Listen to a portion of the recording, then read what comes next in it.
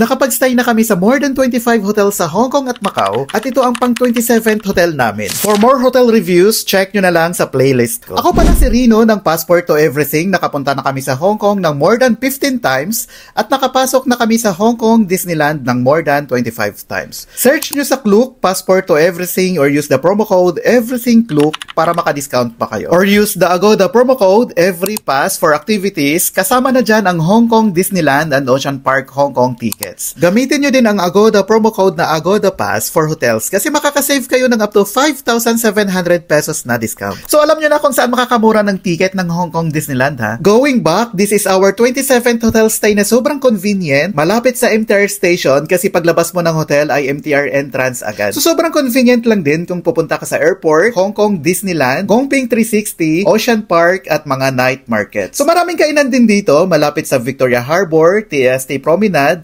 Star Ferry, bus stops, souvenir shops, luxury shops, at marami pang iba. Name it, nandito na talaga. This is the Salisbury YMCA of Hong Kong. Located lang sa Tsim Sha Tsui, and this place is my top 1 place to stay in Hong Kong kasi nandito na lahat. Ang room na nabook namin dito ay partial harbor view room for only 13,100 pesos for 2 nights. Ang room ay spacious, may 2 double beds, coffee and tea, mini fridge, water dispenser na may hot and cold water, flat screen TV, work table.